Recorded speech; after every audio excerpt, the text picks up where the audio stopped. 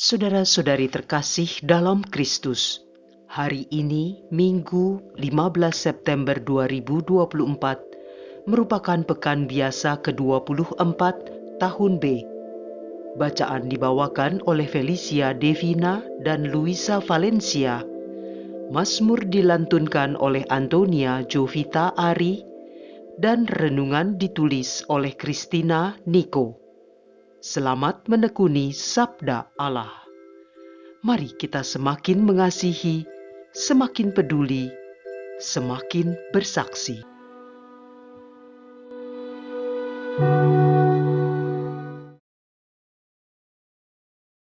Dalam nama Bapa dan Putra dan Roh Kudus. Amin. Selamat pagi Bapa. Terima kasih atas tidur nyenyak yang telah kami nikmati. Terima kasih atas udara sejuk dan keheningan pagi yang boleh kami rasakan. Dalam keheningan ini, kami merasa bahagia karena dicintai Engkau. Sungguh kami merasakan Engkau menjamah hati setiap dari kami. Bapa, saat ini kami ingin mendekat lebih lagi ke hadirat-Mu. Izinkan kami masuk dalam kekudusan dan berbicaralah, agar dengan firman-Mu kami semakin dikuatkan untuk menjalani hari-hari kami dengan tetap berpegang pada firman-Mu itu. Demi Kristus, Tuhan dan pengantara kami. Amin. Bacaan dari kitab Yesaya, bab 50 ayat 5 sampai 9a. Tuhan Allah telah membuka telingaku, dan aku tidak memberontak, tidak berpaling ke belakang. Aku memberi punggungku kepada orang-orang yang memukul aku, dan pipiku kepada orang-orang yang mencabuti janggutku. Aku tidak menyembunyikan mukaku ketika aku dinodai dan diludahi. Tetapi Tuhan Allah menolong aku. Sebab itu aku tidak mendapat noda. Maka aku meneguhkan hatiku seperti teguhnya gunung batu, karena aku tahu bahwa aku tidak akan mendapat malu. Dia yang menyatakan aku benar telah dekat.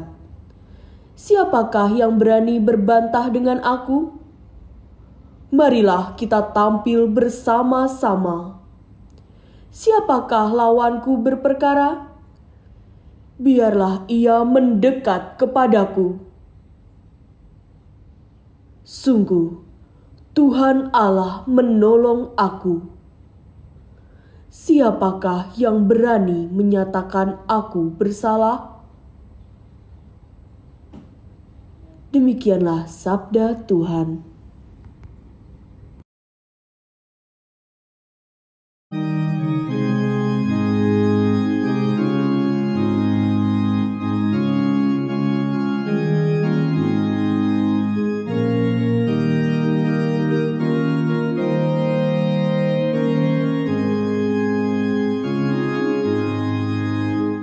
Aku boleh berjalan di hadapan Tuhan di negeri orang-orang hidup.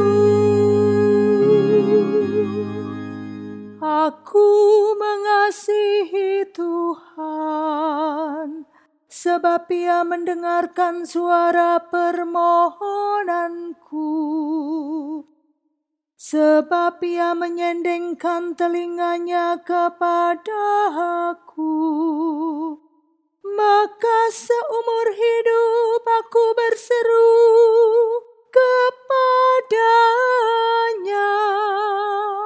Aku boleh berjalan di hadapan Tuhan di negeri orang-orang hidup.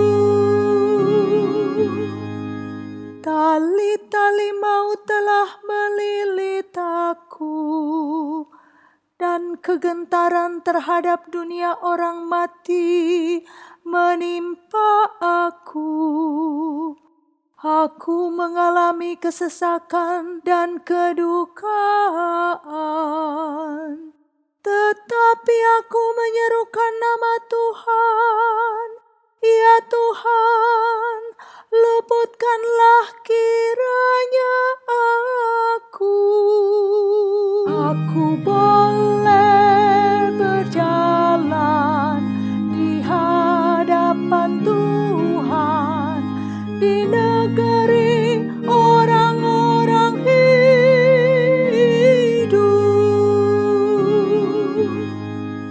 Tuhan adalah pengasih dan adil. Allah kita Maha Penyayang. Tuhan memelihara orang-orang sederhana. Aku sudah lemah, tetapi diselamatkannya. Aku boleh berjalan di hadapan Tuhan di negeri orang-orang hidup.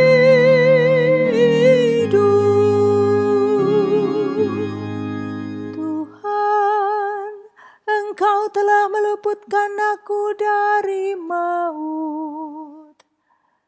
Engkau telah meluputkan mataku dari air mata dan kakiku dari tersandung.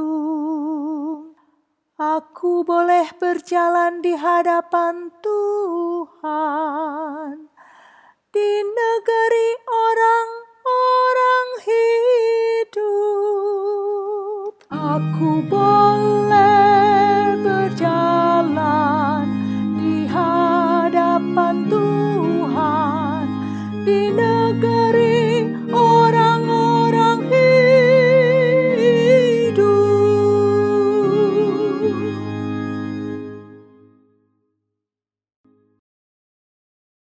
Bacaan dari surat Rasul Yakobus bab 2 ayat 14 sampai 18.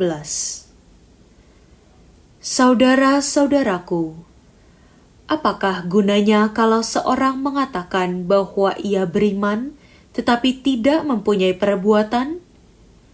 Dapatkah iman itu menyelamatkan dia?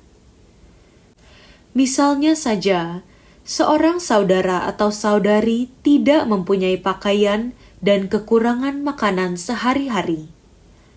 Kalau seorang dari antara kamu berkata kepadanya, "Selamat jalan, kenakanlah kain panas dan makanlah sampai kenyang," tetapi ia tidak memberikan kepadanya apa yang diperlukan tubuhnya, apakah gunanya itu?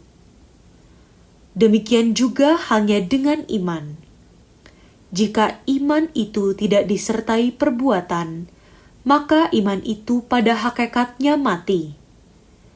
Tetapi mungkin ada orang berkata, "Padamu ada iman, dan padaku ada perbuatan." Aku akan menjawab dia, "Tunjukkanlah kepadaku imanmu itu tanpa perbuatan, dan aku akan menunjukkan kepadamu imanku dari perbuatan-perbuatanku."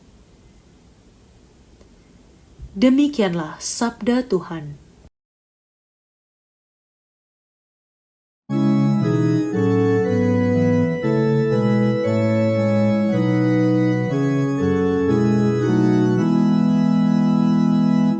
Haleluya, haleluya, haleluya. Aku sekali-kali tidak mau bermegah selain dalam salib Tuhan kita Yesus Kristus. Sebab olehnya dunia telah disalibkan bagiku, dan aku bagi dunia. Haleluya, haleluya, haleluya.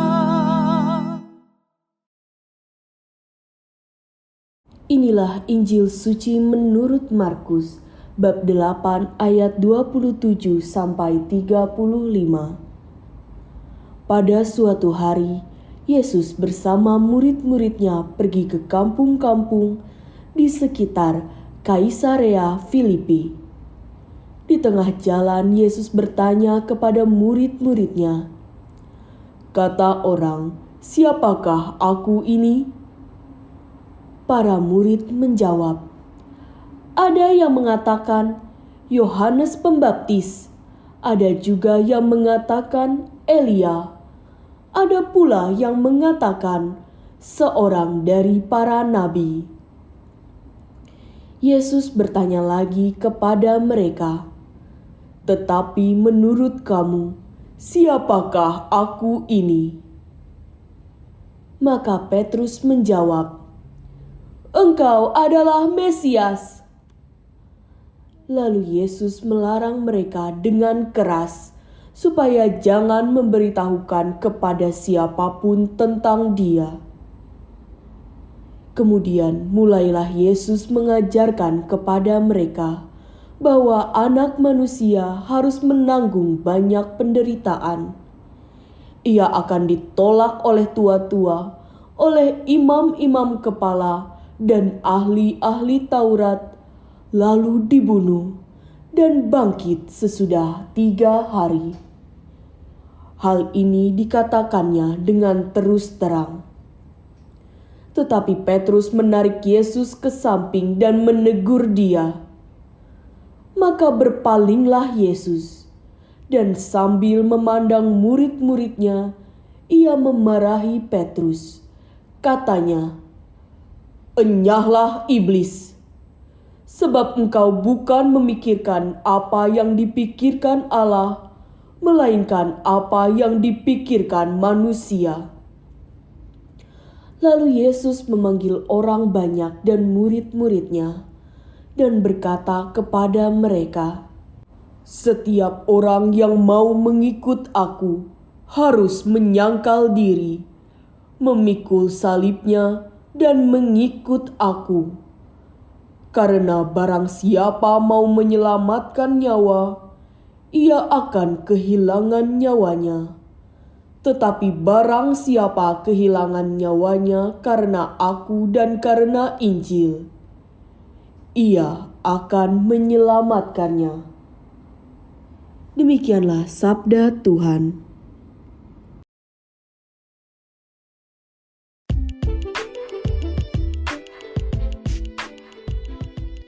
Iman dan perbuatan. Renungan dibawakan oleh Maria Monica.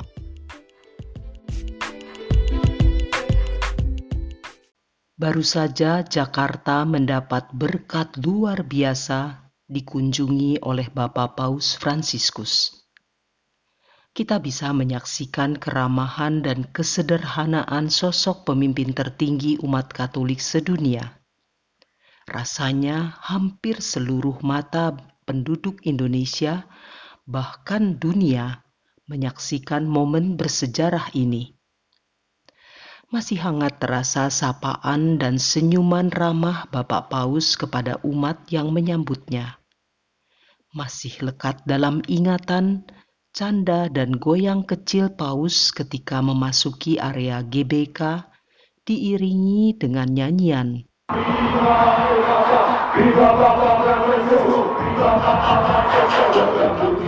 Masih terbayang di pelupuk mata saat Paus Fransiskus menyapa, mendoakan, dan memberi rosario kepada anak-anak yang ia temui di jalan, di gereja, di GBK, dan dimanapun ia menjumpai umatnya.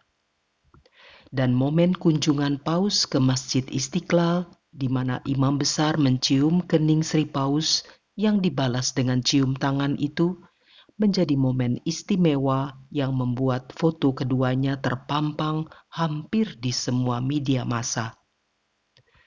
Foto itu terlihat seperti kawan lama yang saling rindu dan mengungkapkan rasa kasih dan hormatnya satu sama lain. Bagi saya sendiri, masih hangat terasa air mengalir perlahan di sudut mata karena rasa haru menyaksikan semua hal tentang Bapak Paus. Dan itu bukan hanya saya. Banyak orang Katolik maupun non-Katolik terharu, terperengah dan takjub melihat kesederhanaan dan kerendahan hati Bapak Paus kita yang autentik. Walau banyak orang tidak bisa berinteraksi langsung dengan beliau, namun sosok Bapa Suci terasa dekat dan menjadi perbincangan banyak orang. Kita mendengar kutipan surat Yakobus hari ini sebagai berikut. Apa gunanya saudara-saudaraku, jika seseorang mengatakan bahwa ia mempunyai iman, padahal ia tidak mempunyai perbuatan? Dapatkah iman itu menyelamatkan dia? Demikian juga halnya dengan iman. Jika iman itu tidak disertai perbuatan, iman itu pada hakikatnya mati. Surat Yakobus bab 2 ayat 14 dan 16. Semua yang dilakukan oleh Paus Fransiskus menjadi contoh yang indah dan nyata dari perwujudan bacaan kedua hari ini. Paus adalah pimpinan tertinggi umat Katolik dan sekaligus kepala negara Vatikan. Apa yang dilakukan dan sikapnya merupakan perwujudan iman yang ia miliki. Dampaknya bisa terlihat dan menyentuh hati banyak orang. Pada perjumpaannya dengan masyarakat luas dari pelbagai kalangan dan latar belakang, Sri Paus mencontohkan bagaimana ia merangkul semua pihak. Secara khusus bagi kita umat Katolik, teladan ini menunjukkan bagaimana kita perlu berinteraksi antar sesama tanpa membedakan agama, suku, dan bangsa, sehingga kita bisa mewujudkan cinta kasih, kedamaian, dan kehangatan di tengah masyarakat kita yang plural, walau kita hanyalah minoritas. Dan melalui Injil hari ini kita diingatkan untuk menempatkan pola pikir dan sikap hidup Yesus sendiri dalam seluruh gerak langkah hidup kita. Pertanyaan Yesus kepada murid-muridnya, "Menurut kalian, siapakah aku ini?" patut terus bergema di dalam hati kita semua, karena Yesuslah sumber iman kita. Mari kita bergandeng tangan menghidupkan iman kita lewat perbuatan sehari-hari menjadi pembawa damai, sukacita, kerukunan, cinta kasih kemanapun kita pergi, agar nama Yesus semakin dipermuliakan sekarang dan selama-lamanya. Amin. Bersama-sama mari kita mendaraskan doa Santo Fransiskus Assisi. Tuhan, jadikanlah aku pembawa damai-Mu. Bila terjadi kebencian, jadikanlah aku pembawa cinta kasih. Bila terjadi penghinaan, jadikanlah aku pembawa pengampunan. Bila terjadi perselisihan, jadikanlah aku pembawa kerukunan. Bila terjadi kebimbangan, jadikanlah aku pembawa kepastian. Bila terjadi kesesatan, jadikanlah aku pembawa kebenaran. Bila terjadi kecemasan, jadikanlah aku pembawa harapan. Bila terjadi kesedihan, jadikanlah aku pembawa kegembiraan. Bila terjadi kegelapan, jadikanlah aku pembawa terang. Tuhan, semoga aku lebih ingin menghibur daripada dihibur, memahami daripada dipahami, mencintai daripada dicintai. Sebab dengan memberi, aku menerima. Dengan mengampuni, aku diampuni. Dengan mati suci, aku bangkit lagi untuk hidup selama-lamanya. Amin. Dalam nama Bapa dan Putra dan Roh Kudus. Amin.